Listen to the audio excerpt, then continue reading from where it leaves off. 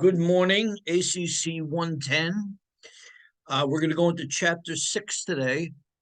Today is Wednesday, March 8th, and you have a test tomorrow on Chapters 4, 5, 6, it looks like.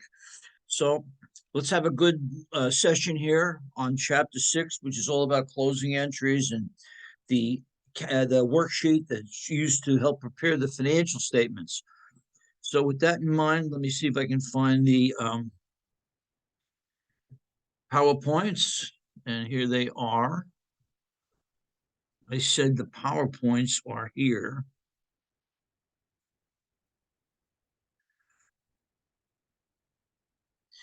There are the PowerPoints. What the heck is this thing doing here?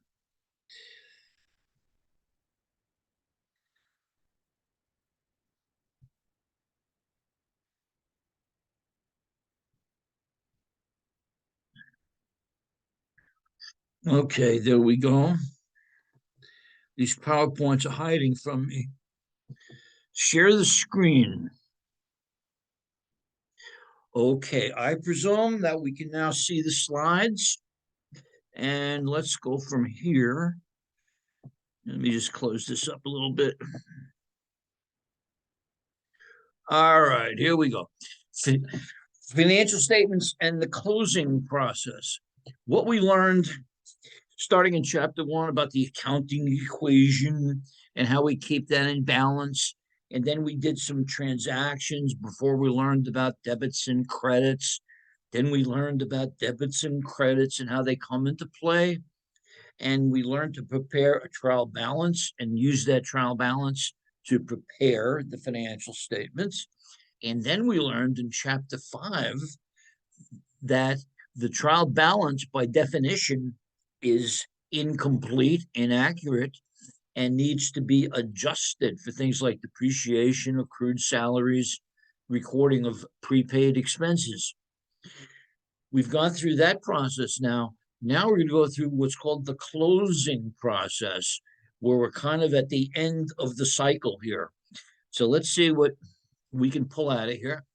And we're going to talk about a worksheet, huh? We're going to talk about a very useful worksheet that everybody in the world of accounting uses. It's used for three major end of period activities. It's to help journalize the adjusting journal entries, prepare the statements, excuse me.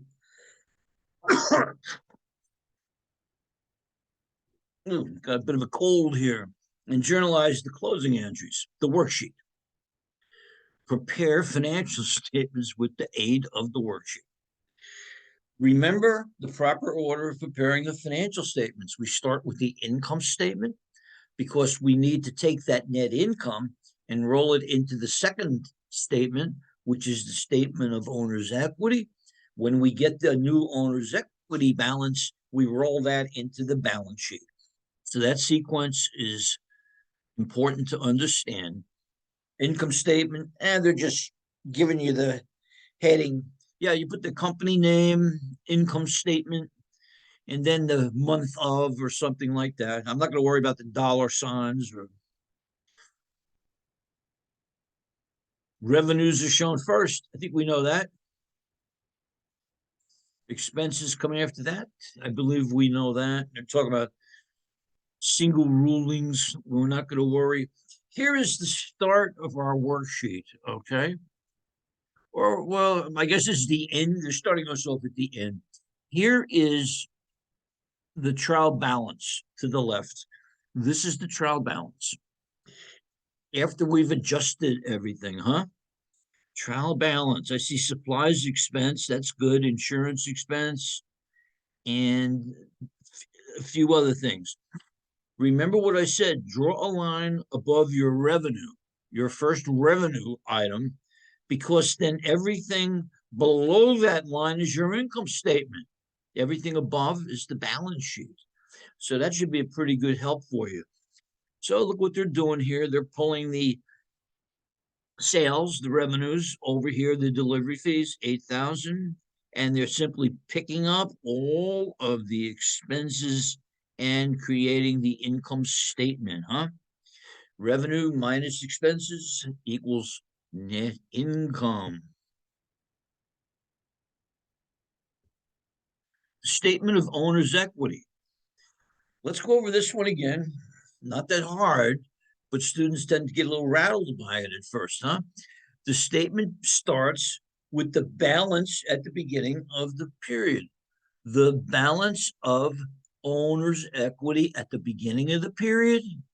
Then we're going to add any income, whatever the income was for that month, and subtract any withdrawals. It's as, I don't want to use the word simple. It's as basic as that. You take the beginning equity balance, add to it the net income, and subtract from that the withdrawals or drawings, okay? And here's a look at it right here. Owner's equity statement. The beginning balance was $5,000.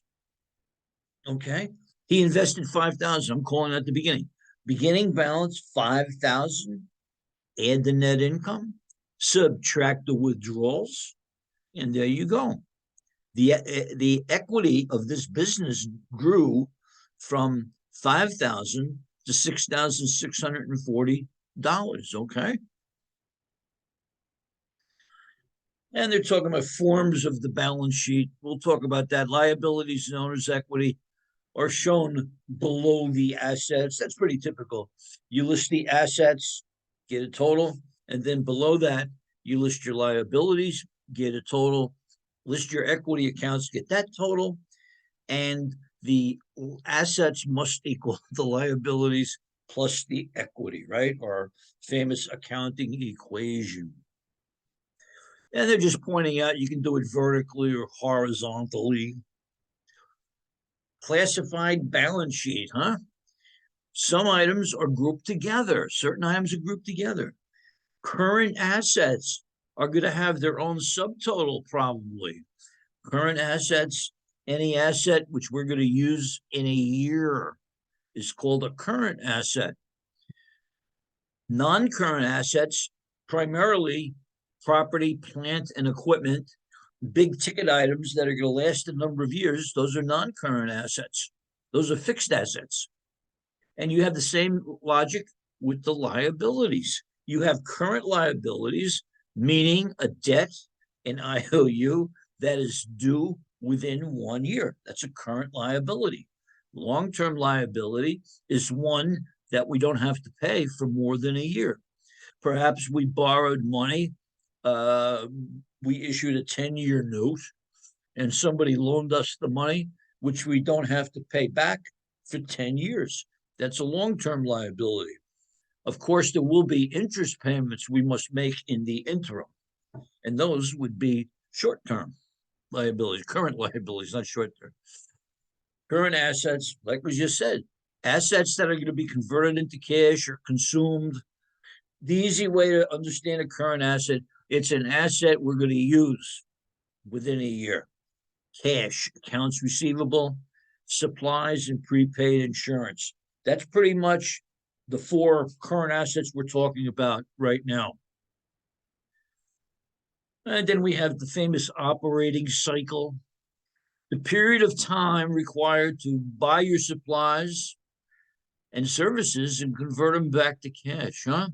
We start with cash. Cash is king. We buy supplies. We hire services, perhaps. We provide services for cash or on account, meaning it's going to go through accounts receivable first. We're going to collect our cash, collect our receivables, and we're back to cash again. The operating cycle. Property, plant, and equipment, assets that are expected to serve the business for many years. Also called plan assets, long-term assets, fixed assets, land, building, equipment, cars, vehicles, perhaps, things like that, big machinery and equipment. Back to current liabilities, those that are due within a year, or the normal operating cycle of the business, whichever is longer, we're talking a year in this course here. We're not going to worry about the normal operating cycle. A good example of a business that goes by possibly the operating cycle would be the farming type companies. General Mills, for example, makes cereal. Well, to make cereal, you have to grow wheat, and that begins with the planting season in the fall, I guess, and comes back to harvest season 12 or 13 months later. Okay. Examples of current liabilities: accounts payable, wages payable, all your payables that are due within 1 year. You could have a note payable due within a year. Accrued salaries payable. Long-term liabilities, again, we know this, not going to be paid within a year, and don't need your current assets to satisfy these debts right now. You can call it a long-term debt. A mortgage is a good example. Hopefully, in the not too distant future, when you're all out in the workforce, you'll be able to buy a house in beautiful Santa Barbara or Goleta or Carpinteria or whatever, and you're going to take out a mortgage. You're going to make a down payment to the bank, say, and the bank is going to hold the title to the house while you make the mortgage payments over 30 years. A mortgage, that's long-term. Mitch has no long-term liabilities, huh?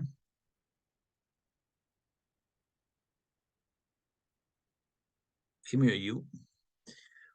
Balance sheet preparation. They're just giving us a little look at the template. Current assets will come first. We know that. Then property, plant, and equipment. Get a total for the assets. Current liabilities go first. Then the non-current, and then the capital account, which does not show the net income we're drawing, because what we're going to learn in this chapter, hopefully, is we close the net income and we close the drawing into capital. Balance sheet must balance. Now take that note. I think we know that, huh? And here they're just showing you that same trial balance as before, only this time they're concentrating on the balance sheet and statement of equity. We already did the income statement a few slides ago, remember? $8,000 in revenue. Nope, they're not putting the revenue things down here to make me look like an idiot. But here they're just talking about the balance sheet. Here we go. We're going to take the beginning equity, which is $5,000. We're going to add to it the net income of $46.40, which we calculated we calculated earlier. We're going to look for the drawing. I see drawing of 3,000 withdrawals coming out, and we get our new balance. Beginning plus net income minus withdrawals gives us the ending equity balance. And once we have that equity balance, look what we're going to do with it. We're simply going to take that number and move it up to the balance sheet. There is our new equity number, and all these other figures in the balance sheet, all of these, they're simply copies from your trial balance. They're just copied from the trial balance, okay? Oh boy. Get into the next slide here. The owner could make more investments as the business keeps going. We know that. Additional investments during the accounting period. They're going to show up in the capital account. They're part of the amount reported in the unadjusted trial balance, shown separately in the statement of the owner's equity. In other words, you have a beginning balance plus net income minus withdrawals. I'm telling you, gives you the ending equity. Just be alert. The owner may throw more money into the business. That's all. We will illustrate additional investments using another business. We're finally getting away from Mitch Williams, huh? And his pizza deliveries. Ramon Balboa's capital account had a beginning balance of 5,000. Isn't that supposed to be Rocky Balboa from the Rocky movies? Anyway, this is his brother. Ramon Balboa's capital account had a beginning balance of 5,000. Okay. During the month, he invested another 3. The $8,000 balance in the capital account appears in the unadjusted trial balance on the worksheet, and as total investment on the statement of owner's equity. What are we talking about? Here is the general ledger for capital. He had invested 5,000 earlier, and then 4 days later, he put in another 3 to get his equity up to 8,000 at that point. So look how it impacts the statement of owner's equity. You have a beginning capital balance of $5,000, which we see here. He threw another 3,000 into the pot. So that becomes his total investment. Think of that as the beginning. The beginning was 8, net income 2,100 minus the drawings gets you down to 9,850. Okay. Journalize and post closing entries. Okay. We have permanent accounts and temporary accounts. Let's make this easy. Permanent accounts are anything that goes on the balance sheet. The balance sheet consists of what we call permanent accounts. We do not close anything on the balance sheet. So our assets, liabilities, and capital, the balance sheet are called permanent accounts, and they contain the results of all transactions since the business began, and these accounts are not closed. What do we close? We close the temporary accounts, meaning the income statement, okay? The income statement. The income statement, it accumulates information for a specific accounting period, like a month. And then at the end of the month, we're going to close the revenue to equity. We're going to close the expenses to equity. That means we've moved the net income into equity. And we also have to close the drawing, right? The drawings have to be zeroed out. Because when we prepare our balance sheet, we're not going to show the income. We're not going to show the drawings or the components of the capital. We're just going to show a number, capital, owner or owner's equity. The closing process, it gives temporary accounts zero balance. Gives temporary accounts zero balance. So you can prepare to accumulate new information for the next accounting period. And we're going to use an account called the income summary. Income summary is an account in your general ledger. It is simply a clearing account, which will never, ever have a balance other than zero as we go through the closing process. And 4 basic steps in the closing process. These 2 slides here, closing process steps 1 and 2, and 2 and 2, these are excellent. These help you divide and conquer. Step 1, close the revenue accounts. Revenues have credit balances, don't they? So we are going to debit each and every revenue account to create a balance of 0. And we're going to offset that with a debit or credit to income summary, okay? So we are going to debit all of the revenues and we're going to credit income summary. Not too bad. Do the same thing with expenses. Step 2, close expense accounts to income summary. Expenses all have debit balances. Therefore, we're going to credit each and every expense to make it 0. And we're going to end up debiting the income summary for the total of all the expenses. So let's think about this. We zeroed out the revenues. We zeroed out the expense. We closed them. That means that the balance in the income summary at this point in time equals your net income, right? Revenues minus expenses equals net income. So that net income is now sitting in the income summary. All we have to do now is close the income summary to capital. We're going to take the net income, which will have a credit balance. So we're going to debit the income summary. I'm a glass half filled kind of guy. I'm looking at net income. So we're going to debit the income summary and credit owner's capital. And we have now closed the income statement to capital. Okay. And then step 4 is simple. We close the drawings to capital. We're going to credit the drawing account to zero it out and debit equity. Drawings reduce your equity. Drawing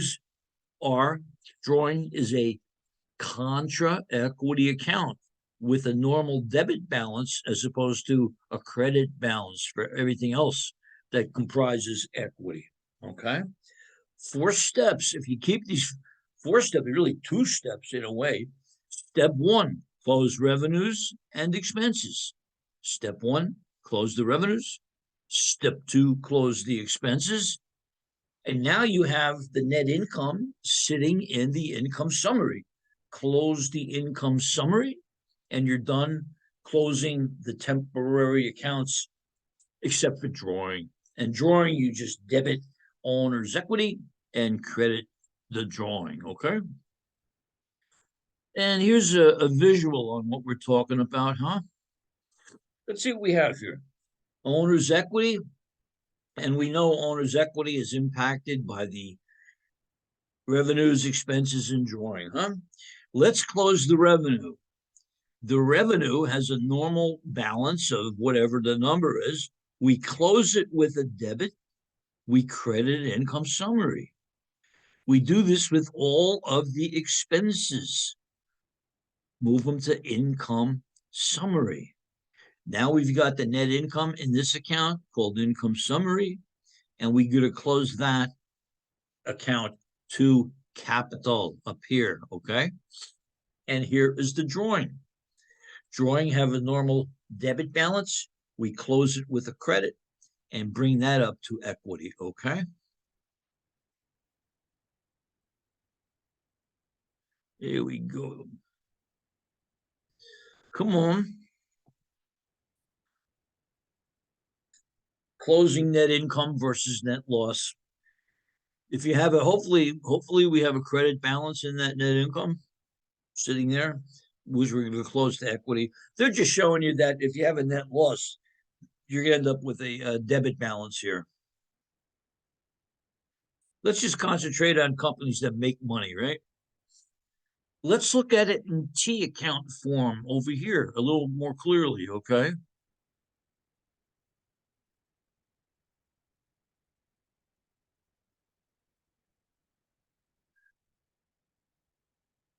Mitchell Capital, okay?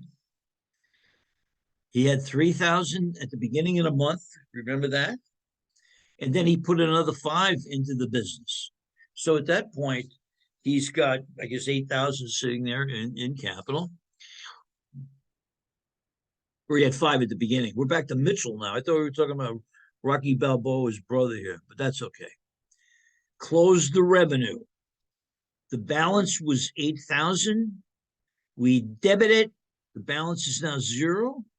And we move that 8,000 up into the income summary.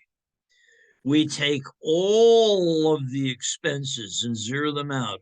All of these expenses, of course, carry a normal debit balance.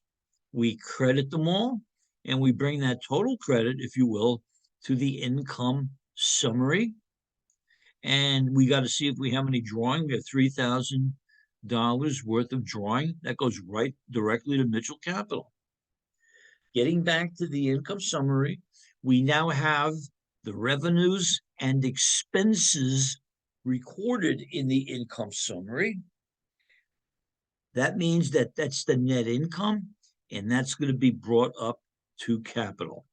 Okay. Closing entries become easier if you understand why we're doing it. We're closing the revenues and expenses in order to update the owner's equity account at month end.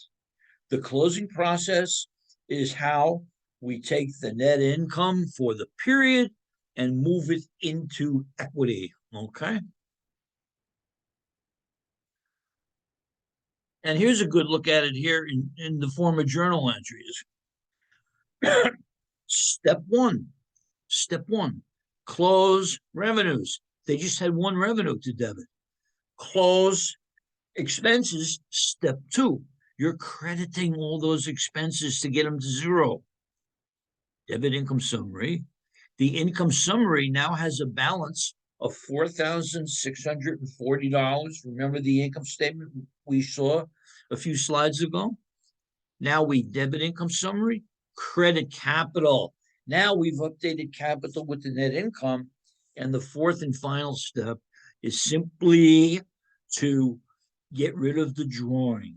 We will credit the drawing, which has a normal debit balance, and debit equity, which reduces the equity. Okay.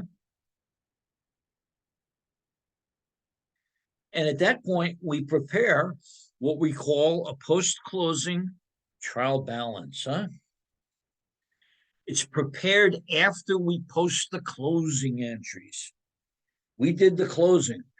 We're done for the month, We just have to prepare the post-closing trial balance after we close, just to prove that debits equal credits.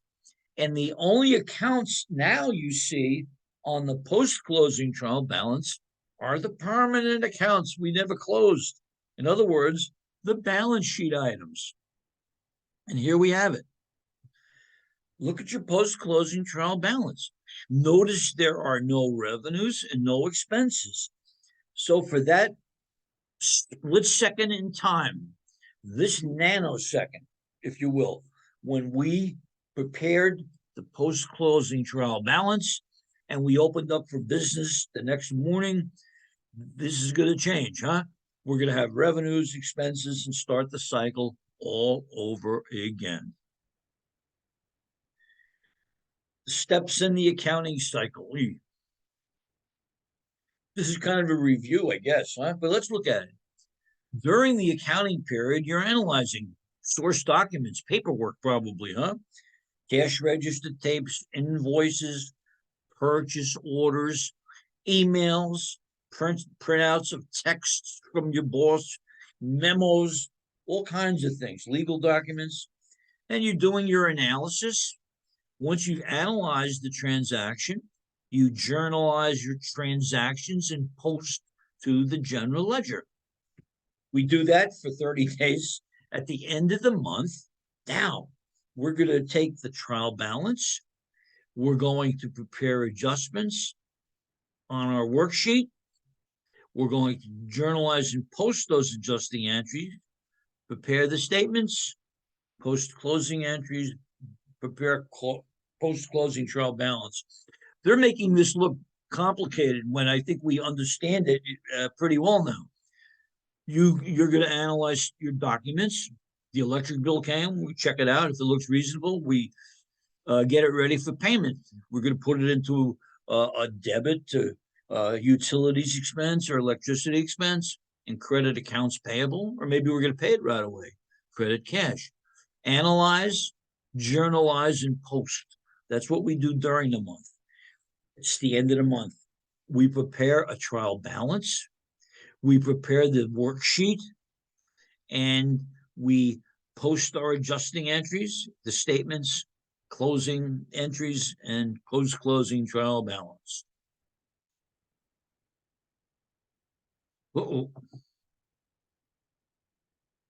And guess what? That takes us to the end of this chapter, okay? We're not going to go into the appendix. We're not going to take our appendix out just yet. So there we go. We've gone through the 6 chapters in accounting, and hopefully you have a very strong grasp of the debits and credits. Starting with the next chapter, I think we're skipping ahead to chapter 10, and then we come back to chapter 7, 8, and 9 at the end of the last week or two of the course. So good luck on the test tomorrow, March 9th. You know how to contact me via text. Even I don't mind getting a text if you have a question or something that's not sitting right with you, and be glad to help you out. Okay, so you guys have a good one, and we will talk to you all. Not talk to you all, but we will hopefully see some customers next week. Okay, bye bye.